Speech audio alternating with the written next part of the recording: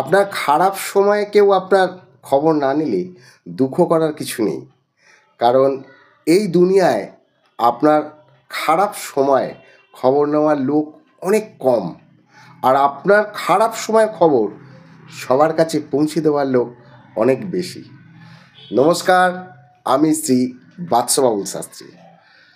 আজকের আলোচনার বিষয় মিথুন রাশির জাতক জাতিকাদের জানুয়ারি মাস কেমন যাবে। কালপুরুষের তৃতীয় রাশি মিথুন রাশি। 1, 2, 3। আর এই মিথুন রাশি নিয়েই আজকের আলোচনা। মিথুন রাশির জাতক জাতিকাদের 2025 সাল প্রথম মাস জানুয়ারি কেমন যাবে। আপনাদের স্বাস্থ্য, প্রেম, শিক্ষা, দাম্পত্য জীবন, কেরিয়ার, ব্যবসা, ভাগ্য, নবগ্রহ আপনাদের কী ফল দেবে, আর কিছু উপায় জানাবো। সম্পূর্ণ ভিডিওটা ডিটেলে আপনারা দেখবেন এবং বোঝাবো ডিটেলে, মন দিয়ে শুনবেন, আর আপনার ফোকাস এখানে থাকবে, সবটা বুঝবেন আর কমেন্টস করে জানাবেন। আপনারা আপনাদের জন্মকুণ্ডলী বিশ্লেষণ করতে চাইলে চ্যানেলে ডেসক্রিপশানে নাম্বার পাবেন। চ্যানেলটা শেয়ার করুন আপনার বন্ধু বান্ধবদের কাছে, এটা কিন্তু মানব কল্যাণের কাজেও লাগে। তাহলে আসছি 1, 2, 3, 4, 5। আপনাদের দ্বিতীয় মঙ্গল, চতুর্থে কেতু, ষষ্ঠে বুধ, রবি সপ্তমে, নবমে শনি এবং শুক্র, দশমে রাহু এবং দ্বাদশে বৃহস্পতি।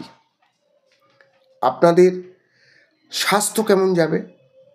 আপনাদের রাশি স্বামী হচ্ছেন বুধ, আছেন কোথায়, ষষ্ঠ ভাবে। ষষ্ঠ ভাব দেখা যায় যে রোগ, ঋণ, শত্রু। তো সেই হিসেবে দেখা যাচ্ছে যে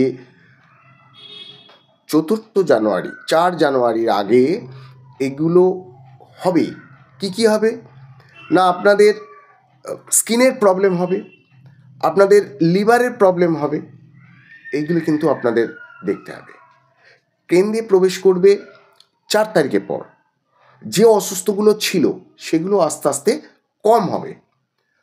চর্মরোগ আছে, ইনফেকশন, অ্যালার্জি, কারণ রাশি স্বামী যে আছে ষষ্ঠ ঘরে, আপনার ইমিউনিটির ওপর লক্ষ্য রাখতে হবে, কারণ ইমিউনিটি মেন।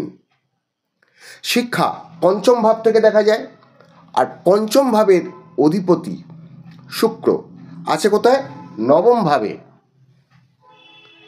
শনি মিত্রের সাথে। আপনাদের পড়াশোনা এবং পরীক্ষা যেটা আপনারা করতে চাইছেন, পরীক্ষার জন্য তৈরি হচ্ছেন, সেগুলো কিন্তু খুব ভালো একটা সময় পাচ্ছেন। আপনারা পড়াশোনা রিলেটেড যা কিছু কাজ আছে সেগুলো আপনারা এই মাসে করে নিতে পারেন।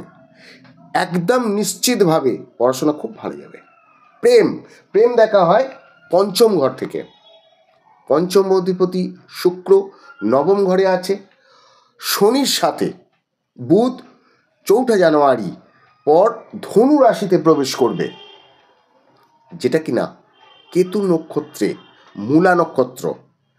এই নক্ষত্রে প্রবেশ করলে কী হবে, যে ছোটোখাটো বিষয় নিয়ে আপনাদের প্রেম যেখানে কেটে গেছিল সেখান থেকেই কিন্তু আবার শুরু হবে। নতুন করে প্রেম উৎপন্ন হবে।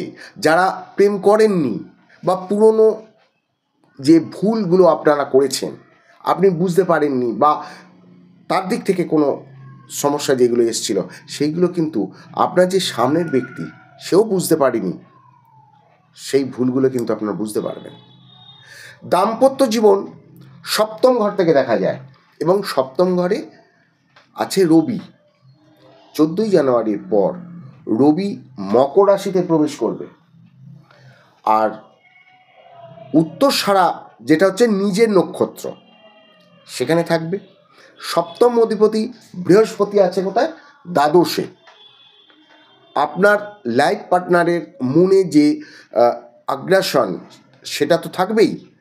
সেটা কেন না, এখানে দেখা যাচ্ছে যে আপনার থেকে সে কিন্তু দূরে চলে যেতে পারে কোনো কাজের বাহানা দিয়ে, কারণ বৃহস্পতি এগুলো দূরস্থানে দেখা যায়, স্থানান্তরিত হয়ে যেতে পারে। আপনাকে তো এই ব্যাপারে একটু ডাউন থাকতে হবে, কারণ তার আগ্রাসন বেশি। আপনি যদি এর বিরুদ্ধে চলেন তাহলে কিন্তু দাম্পত্য জীবনে কিছুটা হলেও বিঘ্নিত হবে। লাইফ পার্টনারের লিভারের প্রবলেম, শরীরের চর্বি বৃদ্ধি, এগুলো কিন্তু দেখা যাবে। আর এগুলো একটু খেয়াল রাখতে হবে আপনাকে এবং তাকে বোঝাতে হবে। এবারে কিছু উপায় থাকবে, আমি সেটা পরে আপনাদের বলছি। ভাগ্য জানুয়ারি মাসে সবাই এটা কিন্তু খেয়াল করে, ভাগ্য নবম ঘর থেকে দেখা যায়।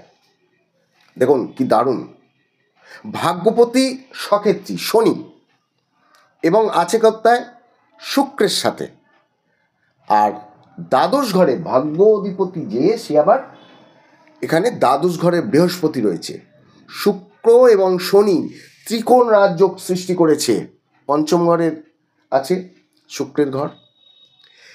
কোনো বড় ডিসিশন নিতে গেলে আপনি সেগুলো নিতে পারেন। স্টক মার্কেট, শেয়ার মার্কেট বা কোনো আরও কিছু, যদি আপনারা কোনো কেনাকাটা করতে চান বা কোথাও ইনভেস্ট করতে চান, তবে আপনি সেগুলো করে নিতে পারেন নির্দ্বিধায়।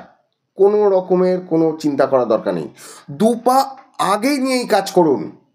ভাগ্য রিলেটেডের কোনো রকমের সিদ্ধান্ত যদি আপনি নিতে চান তাহলে এই মাসে আপনার জন্য পজিটিভ দেখা যাচ্ছে।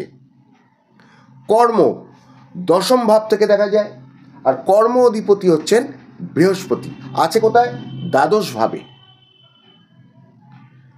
এর ফলে কী হচ্ছে, যে আপনাদের মনে বিভিন্ন ধরনের কনফিউজ ছিল, যে কনফিউজ ক্রিয়েট করেছিল বা করবে, বা বাইরে পোস্টিং হতে পারে, কিংবা কোনো মিটিং অ্যাটেন্ড করতে গেলে আপনি ভাববেন যে আপনার মনের মধ্যে হবে এটা, যে একটাই প্রশ্ন আসবে যে আপনি সাকসেস হতে পারবেন তো। রাহু চতুর আছে দশমভাবে, এবং সে হচ্ছে মনের মধ্যে একটা ভ্রম সৃষ্টি করবে। আবার আপনার যেটা সাকসেস সেটাও কিন্তু রাহুই এনে দেবে। আপনি কিছু ভুলে গিয়ে বা অন্যান্য যেসব ভাবনা সেগুলো সব ভুলে গিয়ে আপনি এগিয়ে যান। 2025 জানুয়ারি মাসে আপনার জন্য নতুন কিছু আনতে চলেছে। সপ্তম ঘর থেকে ব্যবসা দেখা যায়, এবং সপ্তম ঘরের অধিপতি আছে কোথায়? দ্বাদশ ভাবে। আপনার যে বৃহস্পতির ফলে ডেইলি বেসিস ইনকাম বেশ ভালো যাবে। নতুন বিজনেসের ব্যাপারে আপনি সিদ্ধান্ত নিতে পারেন, আর এই মাসে আপনার জন্য এটাই কিন্তু সঠিক সময়। আপনি কি করবেন সেই উপায়গুলো এখন বলছি। আপনি আপনার গুরুর মন্ত্র যারা নিয়েছেন তারা গুরুর মন্ত্রের জপ করবেন, আর প্রতি অমাবস্যায় পিতৃ অর্পণ করবেন। বুধের বীজ মন্ত্র আপনি পাঠ করবেন, বা গণেশদেবকে রোজ আপনি ভোগ চড়াতে পারেন। বুধবার দিন অবশ্যই আপনি ভোগ চড়াবেন, এবং ভালো থাকবেন এই জানুয়ারি মাসে। ধন্যবাদ।